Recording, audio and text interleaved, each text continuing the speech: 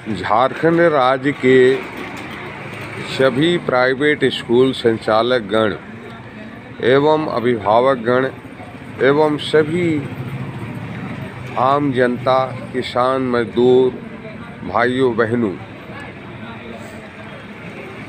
आज कोरोना के महामारी के दौर में 24 मार्च 2020 से लेकर आज तक केंद्र सरकार एवं राज्य सरकार के गलत नीतियों के कारण आज हम लोग बेरोजगारी, महंगाई और भ्रष्टाचार से त्रस्त होकर त्राहिमाम कर रहे हैं। सरकार अपनी आवश्यकताओं की पूर्ति के लिए टैक्स बढ़ाते गई और बिजली बिल हो या तमाम टैक्स हो, उन्होंने वसूली करने में कोई कोताही नहीं बरती। सबसे बुरा हाल है प्राइवेट स्कूल संचालकों का, जो छोटे छोटे मध्यम स्तर के स्कूल हमारे बेरोजगार युवा, नौजवान, युवतियाँ ने स्कूलों को खोल करके पढ़ाने लिखाने का काम शुरू किया। प्ले स्कूल के द्वारा, प्राइमरी स्कूलों के द्वारा वो लोग स्कूल को खोल कर चला रहे हैं, लेकिन आज उन तमाम स्कूलों को विगत 23 महीनों से बंद रख करके मुख्यमंत्री हेमंत सोरेन ने तमाम लाखों बेरोजगार शिक्षक, शिक्षिका, कर्मचारियों का आर्थिक कमर तोड़ के रख दिया है। आज उनकी किराए की स्कूल बंद होना शुरू हो गया। इतना दिन तक वो किराया अपने घर से अपनी गहनी बेच कर के अपनी जमा पूंजी को खर्च करके इसी उम्मीद से स्कूलों को रखा कि कल स्कूल खुलेगा, लेकिन अंत में वो हार गए और 90% किराए में चल रहे स्कूल बंद हो चुके हैं। आज तमाम प्राइवेट स्कूल्स जो छोटे मध्यम हैं, आज आर्थिक संकट के दौर से गुजर रहे हैं। उनके बिजली बिल न भुगतान करने के कारण काट दिए गए हैं। सरकार उनके प्रति कोई सहानुभूति कार्य नहीं कर रही है। दूसरी तरफ सरकारी स्कूलों के शिक्षकों को नियमित रूप से वेतन मिल रहा है। बच्चे का भविष्य बचेगा कि नहीं बचेगा, यह चिंता न सरकार को है न ही सरकारी शिक्षकों को है।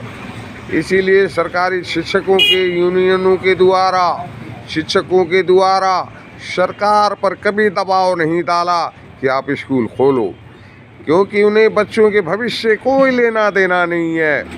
लेकिन प्राइवेट स्कूल संचालक गण की जीविका जुड़ी हुई है और उनकी भावनाएं बच्चों के भविष्य को लेकर जुड़ी हुई है, इसीलिए आंदोलन करते आ रहे हैं।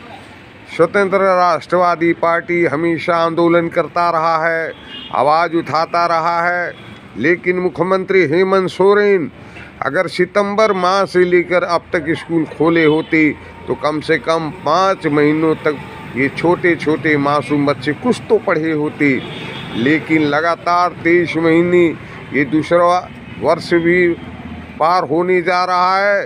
अब कोरोना के नए ओमिक्रॉन के मामले बढ़ते जा रहे हैं। ऐसे में स्कूलों को पुनः खोलने के बजाय अब कक्षा 6 से लेकर के 12वीं की कक्षाओं की पढ़ाई बंद करने की साजिश रची जा रही है। मेरे प्यारे भाइयों बहनों, बच्चा आपका है, भविष्य आपका है। बच्चे पढ़ेंगे लिखेंगे नहीं तो वो उनका भविष्य कैसे बनेगा, कैसे बचेगा, यह सोचना आपका काम है। अभिभावक को ये नहीं समझ में आ रहा है, यही अनपढ़ अशिक्षित बच्चे कल उनके लिए, उनके परिवार के लिए क्या काम आएंगे। क्या सपना उन्होंने देखा वो सपना कभी पूरा हो पाएगा, ये सोचने की बात है। ये तमाम मजदूरों को, कारखानों को बंद होने के कारण वो बेरोजगार हो गए हैं और किसानों को सिंचाई के लिए सरकार के द्वारा खाद बीज सिंचाई का प्रबंधन नहीं मिला।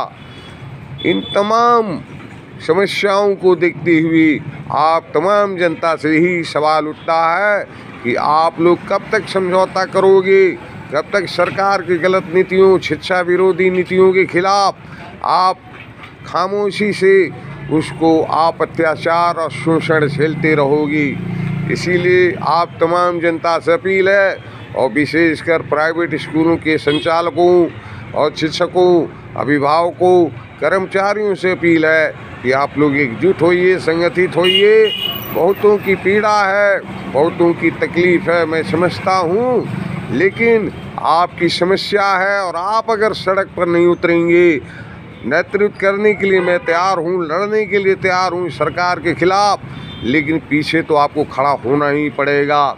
दलालों, माफियाओं और ऐसे रंगाइल सियारों, बहरूपियों के पीछे चलोगे, उन्हें पैसे दोगे और वो सम्मान समारोह करेंगे, मंत्रियों को बुलाएंगे, विधायकों को बुलाएंगे, लेकिन आज तक उन लोगों ने सम्मान समारोह करके, मंत्रियों को बुला करके, विधायकों को बुला करके आज तक आपकी समस्याओं का समाधान कहाँ हुआ? ये सोचने की बात है। ऐसे रंगाइल सियारों से बचने की ज़रूरत है। ऐसे दलाल जो एसोसिएशन और यूनियन बना करके, संघ बना करके काम करते हैं, उनसे सावधान रहने की ज़रूरत है। अगर आप लड़ाई लड़ना चाहते हैं तो मेरे व्हाट्सएप में आप ये संदेश दो कि आप भविष्य में कोई भी आंदोलन, बैठक में आप मेरा साथ दोगे।